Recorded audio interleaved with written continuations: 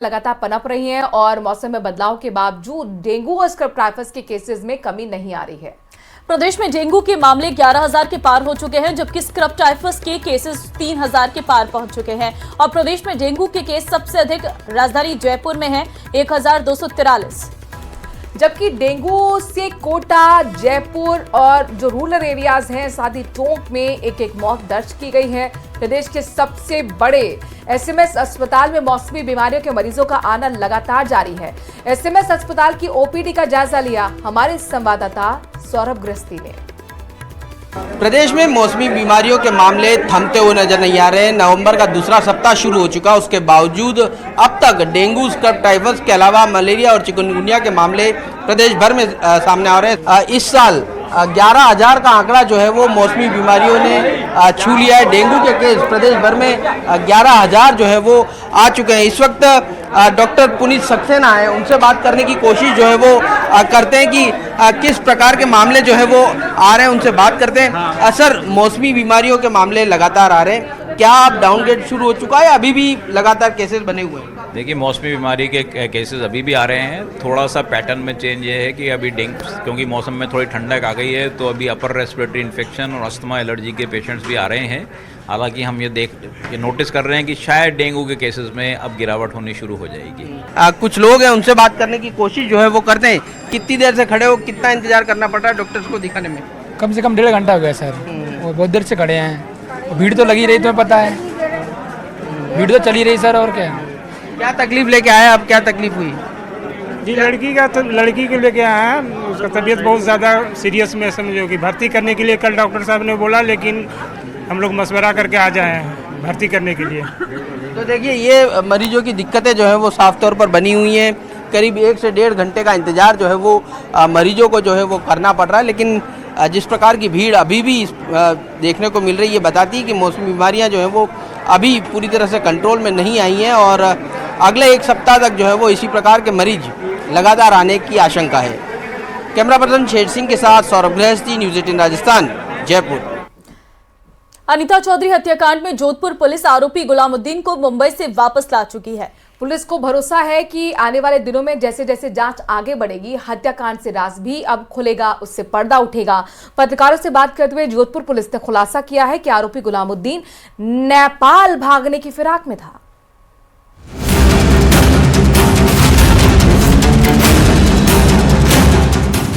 अनीता हत्याकांड में अब खुलेंगे कई राज। काफी शातिर किस्म का अपराधी है, जहर खुरानी की वारदातें भी इसने की है, तो इसे पता है कि क्या करना है क्या नहीं करना है। आरोपी गुलामुद्दीन से होगी लंबी पूछताछ। बेनिफिट के लिए कैसे किया, कहाँ किया और कोई था नहीं था, क्या उद्देश्य था, ये सारी चीजें पूछताछ के बाद ही स्पष्ट होंगी। कड़ी मशक्कत के बाद पुलिस को मिली कामयाबी। सारे पहलुओं पर जांच होगी, सारे एंगल्स जितने भी हैं सब एंगल्स पे जांच की जाएगी। जोधपुर पुलिस की कड़ी मेहनत आखिरकार रंग लाई और आखिरकार 8 दिन बाद ही सही मुंबई के सेंट्रल रेलवे स्टेशन से गुलामुद्दीन को गिरफ्तार कर लिया गया। गिरफ्तारी के बाद पुलिस उसे जोधपुर लेकर पहुंची, जहां डीसीपी राजश्री वर्मा ने कई चौंकाने वाले खुलासे किए। राजश्री वर्मा की माने तो गुलामुद्दीन नेपाल भागने की फिराक में था। ये बहुत ही शातिर किस्म का अपराधी है। ये यहाँ से पहले गुजरात गया, वहाँ से फिर महाराष्ट्र गया। निरंतर हमारी टीम इसके पीछे लगी हुई थी और पिछले 8 दिनों के अथक प्रयास के बाद मैं कह सकता हूँ कि दिन रात एक करने के बाद जो यहाँ भी हमारी टीम थी, जो टेक्निकल टीम थी, साइबर सेल की टीम थी, उन लोगों ने भी दिन रात प्रयास किया और जो हमारी फील्ड में जो टीम थी उन लोगों ने भी दिन रात प्रयास किया। और इस अथक प्रयास के बाद फाइनली हम जो मुख्य आरोपी है इसको हमने दस्तयाब कर लिया है। अब इससे पूछताछ किया जाएगा और किस तरीके से घटना हुई, क्या हुआ, ये सारी चीज़ों का खुलासा अगले कुछ दिनों में। मुंबई सेंट्रल जो रेलवे स्टेशन है वहाँ से हमने इसे दस्तयाब किया है। जैसा मैंने बताया कि ये काफ़ी शातिर किस्म का अपराधी है, बिल्कुल अपना फ़ोन भी नहीं इस्तेमाल कर रहा था और अगर कभी कुछ इस्तेमाल हुआ तो भी हॉटस्पॉट का इस्तेमाल कर रहा था। सीसीटीवी से भी बच रहा था। करीब 400 से 500 सीसीटीवी फुटेज का हमने विश्लेषण किया है और निरंतर इसके पीछे टीम लगी रही और कल मुंबई सेंट्रल से इसे हमने दस्तयाबी किया। इसका आगे का प्लान था, ये आगे भागने की फिराक में था, इनफैक्ट भारत के भी बाहर भागने की फिराक में था ये, पर हमारी टीम ने बिल्कुल समय पर पहुंचकर इसे दस्तयाब किया। 30 अक्टूबर को अनीता का शव मिलने के बाद ही गुलामुद्दीन फरार था। हालांकि पुलिस ने उसकी पत्नी आबिदा को पहले ही गिरफ्तार कर लिया था, लेकिन मुख्य आरोपी को पकड़ना पुलिस के लिए बड़ी चुनौती थी। गुलामुद्दीन जानता था कि अगर वो मोबाइल फोन का इस्तेमाल करेगा तो पकड़ा जाएगा। एक जगह ठहरना भी उसने मुनासिब नहीं समझा। पुलिस की माने तो हत्या की वारदात के बाद वो पहले गुजरात गया, उसके बाद महाराष्ट्र पहुंचा, लेकिन रात और दिन एक करने वाली जोधपुर पुलिस की 20 जवानों की टीम ने उसे आखिरकार खोज ही लिया। हमारी टेक्निकल टीम जो थी उसमें साइबर थाने के भी लोग थे, उसमें वेस्ट जिले के भी थे, ईस्ट जिले के भी थे। करीब मेरे ख्याल से 400 से 500 CDR हमने विश्लेषण किया होगा।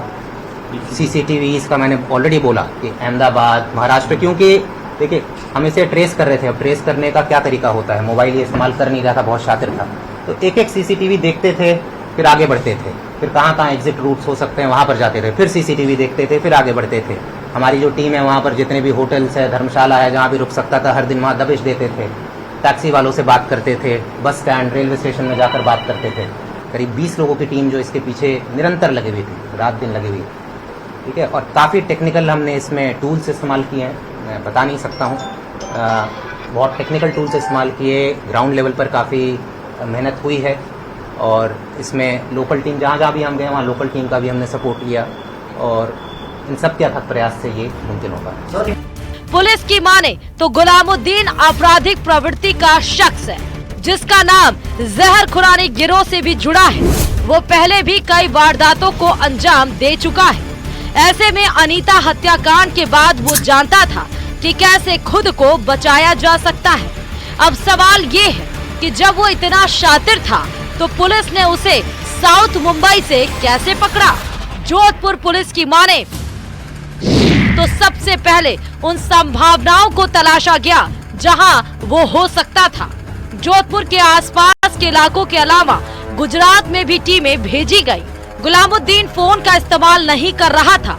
ऐसे में पुलिस ने कई टेक्निकल टूल का इस्तेमाल किया।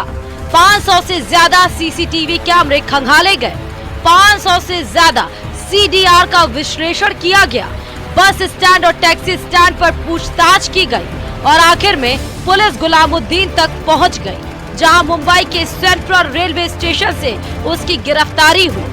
पुलिस को उसके पास से जो सामान मिला उसको देखते हुए ऐसा अंदेशा जताया जा रहा है कि वो नेपाल भागने की फिराक में था। पूरी टीम ने पूरी शिद्दत के साथ, टीम के एक एक मेंबर ने, एक एक अधिकारी ने पूरी शिद्दत के साथ काम किया, विदाउट फेस्टिवल को देखते हुए, विदाउट अपने फैमिली की चिंता करते हुए। जितने भी मैनुअल एफर्ट्स कर सकते थे, जितने भी प्रयास कर सकते थे, सबने पूरे प्रयास किए। सर लगातार ये चल रहा था, एक जगह ठहरा नहीं, तो ऐसे में कहाँ कहाँ आपने जो है दबिशें दी? जितनी भी सर्चिंग हो सकती थी, जो भी इसका एक एरिया, ज्योग्राफिकल एरिया कवर हो रहा था, पर्टिकुलर उस एरिया में हमने टीमें बना दी थी और जहां भी इसका मूवमेंट था हम नजर रखे हुए थे और अंतोगत्वा जिस भी पॉइंट पर ये स्टेब्लिश हुआ, स्टेबल हुआ, तुरंत हमने दबिश दी और इसको दस्तयाब कर लिया। अनीता हत्याकांड का मुख्य आरोपी पुलिस के हत्थे चढ़ चुका है और पुलिस का दावा है कि वो हर एंगल से इस मामले की जांच करेगी और उम्मीद है कि आने वाले दिनों में इस हत्याकांड के राज से जैसे ही पर्दा उठेगा, कुछ और चेहरे बेनकाब होंगे। कहीं ना कहीं इतना शातिर अपराधी जिसने तकनीक का उपयोग करना इसलिए छोड़ दिया ताकि वो पुलिस के हत्थे ना चढ़े, और इसने जो है एक जगह पर ये ठहरा भी नहीं था और जल्द नेपाल जाने की तैयारी में था। यदि ये नेपाल निकल जाता तो पुलिस के लिए कहीं ना कहीं बड़ी मुसीबत हो जाती थी, लेकिन पुलिस ने वक्त रहते इसे मुंबई के सेंट्रल रेलवे स्टेशन के पास से गिरफ्तार किया और कहीं ना कहीं ये पुलिस की बड़ी कामयाबी है। इसकी गिरफ्तारी के बाद अब इस मामले में कई और गिरफ्तारियां होने की भी संभावना जताई जा रही है। कैमरामैन समीर खान के साथ चंद्रशेखर व्यास, न्यूज 18 राजस्थान, जोधपुर। श्रीगंगानगर से खबर है, जहां पर पंजाब से आ रहे प्रदूषित पानी की रोकथाम सहित नशे के काले कारोबार पर शिकंजा कसने की अब मांग उठने लगी है। वहीं शनिवार को श्रीगंगानगर बंद का आंशिक असर देखा जा रहा है। जिला मुख्यालय सहित मंडी बाजार आंशिक रूप से खुले हुए हैं। हालांकि प्रत्यक्ष अप्रत्यक्ष रूप से मुद्दों को समर्थन देते हुए कुछ दुकानदारों ने अपने प्रतिष्ठान तो बंद कर रखे हैं, लेकिन कुछ दुकानें खुली हुई हैं। बंद का जायजा लिया हमारे संवाददाता अशोक कुमार ने। पंजाब से आ रहे केमिकल युक्त प्रदूषित पानी की रोकथाम के साथ साथ श्री गंगानगर अनूपगढ़ जिले में बढ़ते नशे के काले कारोबार पर शिकंजा कसने की मांग को लेकर आज श्री गंगानगर जिले में 1 दिवसीय बंद का आह्वान किया गया है। अभी इस हम श्री गंगानगर जिला मुख्यालय पर मौजूद है और हम आपको यहाँ की तस्वीरें दिखाएं तो देखिए आज जो ये बंद का असर है वो काफ़ी मिला जुला असर है। कुछ लोगों के द्वारा इस बंद को समर्थन दिया गया है तो कुछ लोगों के द्वारा इस बंद को समर्थन अप्रत्यक्ष रूप से देते हुए अपनी दुकानें खोल ली गई हैं। श्री गंगानगर जिला मुख्यालय सहित आसपास के क्षेत्रों में बंद का जो मिला जुला असर देखा जा रहा है उसी की तस्वीर हम आपको दिखा रहे हैं। हालांकि अधिकांश लोगों के द्वारा इस बात पर प्रमुखता से समर्थन दिया जा रहा है कि पंजाब से जो केमिकल युक्त प्रदूषित और जहरीला पानी आ रहा है उसकी वजह से न केवल असाध्य बीमारियां गंगानगर में फैल रही हैं बल्कि राजस्थान के तकरीबन 1 दर्जन जिले इस प्रदूषित और जहरीले पानी से प्रभावित हैं। इसके साथ साथ श्री गंगानगर अनूपगढ़ जिले में जिस तरह से केमिकल और मेडिकेटेड नशे का जो काला कारोबार है लगातार बढ़ रहा है उस पर भी शिकंजा कसने की मांग की जा रही है।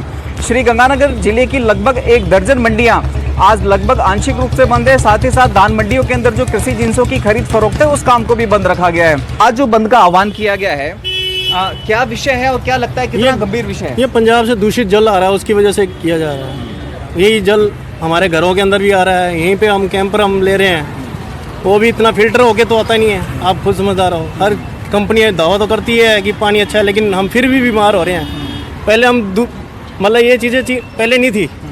पहले ये एक्वागार्ड वगैरह जो भी है जो पानी साफ़ करने की मशीनें थी पहले तो नहीं थी तब तो भी हम इतने बीमार नहीं होते। ये यूज़ होने के बाद भी हम बीमार हो रहे हैं। अच्छा किस तरह की बीमारियां सामने आ रही हैं? यही गले के अंदर खराश हो रही है। रात को आप देखो धुआं जलता रहता है। कल रात को गंगानगर की हालत इतनी ख़राब थी कि आप बाइक से भी आप रोड पे क्रॉस नहीं कर सकते। ऐसे लग रहा था धुंध आ रही है लेकिन धुंध नहीं थी वो धुआं था। आंखें जल रही हैं वहाँ पे। इसमें किसी प्रकार का कोई एक्शन नहीं लिया जा रहा। विभिन्न राजनीतिक सामाजिक और व्यापारिक संगठनों के साथ साथ किसान संगठनों ने इस बंद को अपना समर्थन दिया है। हालांकि जो उम्मीद जताई जा रही थी उतना समर्थन तो नहीं मिल पाया है। बाजार आंशिक रूप से खुला हुआ है तो कह सकते हैं कि आज का जो ये बंद था लगभग मिला जुला रहा। उम्मीद ये की जानी चाहिए कि न केवल स्थानीय लोग बल्कि प्रशासन भी इस मुद्दे पर गंभीरता से विचार करे और पंजाब से आ रहे इस केमिकल युक्त प्रदूषित पानी की रोकथाम के लिए कुछ सकारात्मक कदम उठाए। अशोक शर्मा, न्यूज़ 18 श्री गंगानगर। विधानसभा उपचुनाव के कारण धीरे धीरे अंतिम दौर की तरफ जा रहा है और चुनाव प्रचार भी 11 नवंबर को थम जाएगा। ऐसे में अब चुनाव प्रचार के अंतिम दौर में प्रत्याशी पूरी ताकत के साथ मैदान में डटे हुए हैं। उपचुनाव वाली आपको बता दें कि दौसा सीट काफी हॉट मानी गई है। बीजेपी प्रत्याशी जगमोहन मीणा शनिवार सुबह बस स्टैंड पर पहुंचे और व्यापारियों से 1-to-1 मुलाकात की। साथ ही भाजपा के पक्ष में वोट देने की अपील की। इस दौरान जगमोहन मीणा ने कहा है कि क्षेत्र में भाजपा के पक्ष में माहौल है। साथ ही कहा कि किरोड़ी लाल मीणा तो बाबा हैं और उनके अवतार देखने को मिल रहे हैं। वे अलग अलग अंदाज में भाजपा के लिए वोट मांग रहे हैं। माहौल आप फील्ड में जा रहे हैं, लोगों में बड़ा उत्साह है और लोग भारतीय जनता पार्टी को वोट करना चाह रहे हैं। यह आपने भी देखा होगा कार्यकर्ताओं का उत्साह संभाले नहीं संभल रहा। हम सुबह 7 बजे के चले हैं और सभी कार्यकर्ता साथ में लग रहे हैं, घर घर जनसंपर्क कर रहे हैं। सीएम साहब भी आने वाले हैं, उधर से पायलट साहब की भी एंट्री होने वाली है वापस। हाँ, आप अपनी पार्टी के लिए सभी काम करते हैं। हमारे नेता भी आ रहे हैं, माननीय मुख्यमंत्री जी आ रहे हैं, उधर उनके नेता भी आ रहे हैं। सब अपनी पार्टी के लिए प्रयास कर रहे हैं। कौन कहता है कि रणथंभौर टाइगर रिजर्व का प्रशासन काम नहीं करता है? रिजर्व से लापता 25 बाघों के लिए जांच कमेटी गठित होते ही विभाग ने 10 लापता बाघों को भी ढूंढ निकाला। साथ ही इनके सीसीटीवी कैमरे में कैद होने की जानकारी दी जा रही है। जैसे दबाव पड़ा और जांच कमेटी बनी वैसे ही अधिकारियों ने अपने तरकश से चिराग या जादू की छड़ी निकाली और साल भर से अधिक समय से गायब 10 बाघों को तुरंत ढूंढ निकाला। गौरतलब है कि 22 अक्टूबर बाघों के लापता होने को लेकर मुख्य वन्य जीव प्रतिपालक ने पत्र लिखा था। रणथंभौर में हाल ही में जो मिसिंग बाघ की जो चर्चा चल रही है जिसके लिए चीफ वाइल्ड लाइफ वार्डन ने एक जांच भी गठित की है। उसमें यह है कि 2 फेज में टाइगर को गायब होना बताया गया है। एक बताया गया है कि पिछले 1 साल में लगभग 14 बाघ गायब हुए हैं और उसके पहले लगभग 11 बाघ गायब हुए हैं। इस तरह से 25 बाघ गायब होने की बात कही है।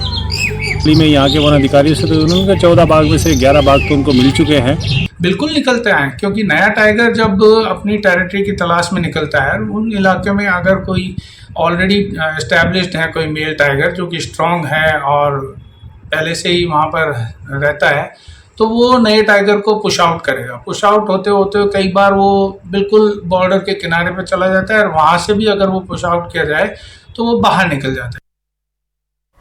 पुष्कर मेले का शुभारंभ शनिवार से हो गया है। मेला मैदान में जल संसाधन मंत्री सुरेश रावत ने पूजा अर्चना कर ध्वजारोहण किया। इसके साथ ही नगाड़ा बजाकर रावत ने मेले की शुरुआत भी की। पहली बार मेले में कैमल गाड़ी रैली का भी शुभारंभ सुरेश रावत ने किया है। हरी झंडी दिखाकर सभी से ऊंट को बचाने का संदेश दिया है। केवल सफारी पहली बार निकल रही है, जिससे संदेश दिया जाएगा कि ये सफारी पुष्कर से अलग अलग घोड़ों तक पहुंचेगी। इसके साथ खेलकूद प्रतियोगिता का भी आयोजन होना है। पुष्कर सरोवर में 5100 महिलाओं की ओर से दीपदान भी दिया जाएगा। ऊंट रैली को लेकर मंत्री से चर्चा भी हुई। ऐतिहासिक पुष्कर मेले की आज से शुरुआत हो गई है। आज पुष्कर मेले को लेकर पूजा अर्चना की गई और उसके बाद ध्वजारोहण किया गया। अजमेर से विधायक और जल संसाधन मंत्री सुरेश रावत ने इसको लेकर पूजा अर्चना की और अब जो है एक पुष्कर में ऊंटों की रैली निकाली जा रही है। आप देखेंगे ऊपर जो है जल संसाधन मंत्री वो खुद बैठे हैं और इस रैली में शामिल हुए हैं। इस रैली के माध्यम से जो है ऊंटों के संरक्षण और संवर्धन को यहाँ पर बचाने का संदेश दिया जा रहा है। लगातार ऊंटों की संख्या जो है वो कम हो रही है, तो ऐसे में ये रैली जो है यहाँ से निकाली गई है और अलग अलग धुरों में ये रैली जो है निकालते हुए लोगों को संदेश दिया जाएगा कि ऊंटों को जो है वो बचाया जाए और लगातार इनकी जो कमी हो रही है उसको जो है इसको ध्यान में रखते हुए इस रैली को निकाला गया है। आप देखेंगे सुरेश रावत जो है वो रैली को यहाँ पर सबको संबोधित कर रहे हैं और सभी से यहाँ पर जानकारी दे रहे हैं। सुरेश जी, किस तरह से जानकारी दे रहे हैं रैली को लेकर? देखिए, ऊँट हमारे पुष्कर मेले की शान है, राजस्थान का जहाज है। तो आज 51 ऊँटों की ये जो कैमल शो कर रहे हैं और पुष्कर मेला का आज आगाज भी हुआ है। मैं सबको बहुत बहुत बधाई और शुभकामनाएं देता हूँ। किस तरह से आगाज आज हुआ है? देखिए, आज विधिवत हम पूजा अर्चना करके पुष्कर मेला का झंडारोहण करके आज इस मेले की विधिवत शुरुआत हुई। क्या क्या और कार्यक्रम होंगे? बस देखिए, रोज नए कार्यक्रम होंगे, पशु प्रतियोगिताएं होगी, देशी और विदेशी सैलानियों के बाद खेलकूद प्रतियोगिताएं होगी। रोज हमारे शाम को हमारे जो श्रद्धालु और पशुपालक आते हैं उनके लिए शाम को सांस्कृतिक प्रोग्राम होंगे। इस तरह से दिन प्रतिदिन नए नए नवाचार के साथ कार्यक्रम होंगे।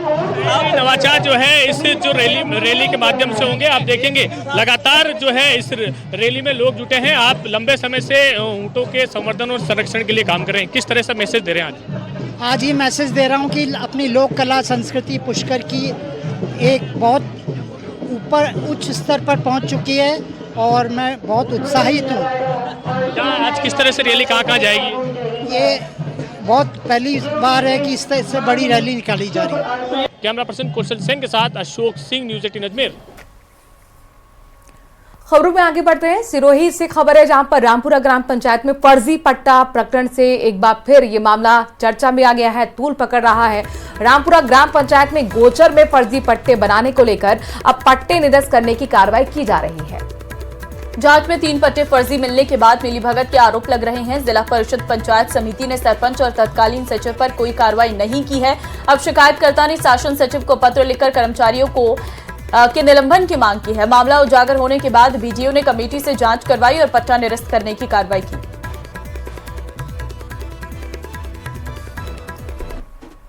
और मदन राठौर कुछ बोल रहे हैं, उनको सुनते हैं। मंत्री रहे पी चिदम्बरम जी जेल में बंद रहे और वो भी जमानत पर है।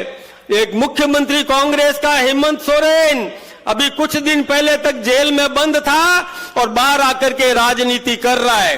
कांग्रेस का कर्नाटक का नेता डीके शिव कुमार, आपको पता है कि 64 ठिकानों पर कब और रेड की थी और सभी स्थानों पर मकानों में सभी कमरों में नोट भरे हुए थे। ये आप सबने टीवी पर भी देखा होगा, अखबारों में भी पढ़ा होगा।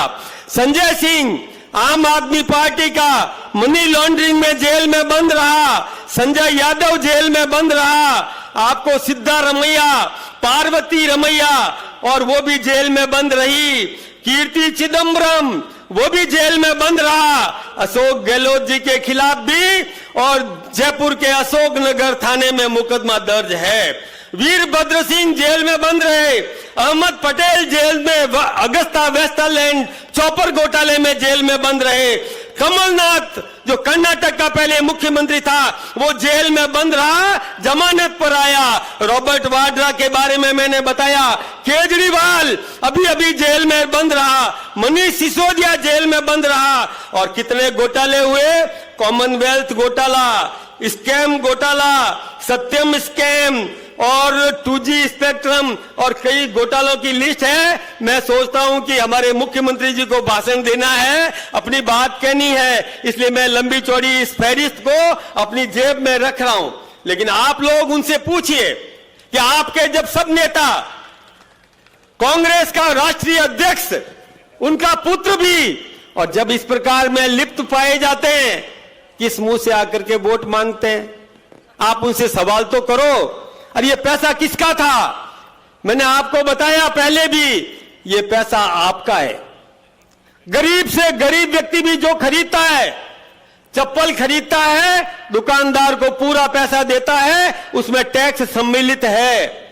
आपने साफा खरीदा, चूंदड़ी खरीदी, ओढ़नी खरीदी, कोई साइकिल खरीदी, कार खरीदी, आपने पूरी कीमत चुकाई, उसमें टैक्स का पैसा शामिल था जो सरकारी खजाने में जमा होता है। और वो पैसा यदि कोई गबन करता है तो आप कल्पना करो कि पैसा किसका है? ये आप सबका पैसा है। ये भजन लाल जी पूरा उपयोग कर रहे हैं, आना पाई का पूरा हिसाब रख रहे हैं। और तभी जाकर के डीजल के भाव कम किए, तभी जाकर के पेट्रोल के भाव कम किए, तभी जाकर के गैस के भाव कम किए, तभी जाकर के और ये आपके सोलर पैनल्स दे रहे हैं, तभी जाकर के आपके इलाके में पानी लाने की कोशिश कर रहे हैं, समझौता किया। ये सब बातें वो कहेंगे, ये आना पाई का हिसाब लगा करके और जनता जनार्दन की सेवा करने के लिए संकल्पित है। ऐसी पार्टी को आशीर्वाद दें और भ्रष्टाचार करने वालों का और गिरेबान पकड़ करके पूछिए कि आप किस मुंह से वोट मांगने के लिए आए हो। उनको वोट मांगने की कोई और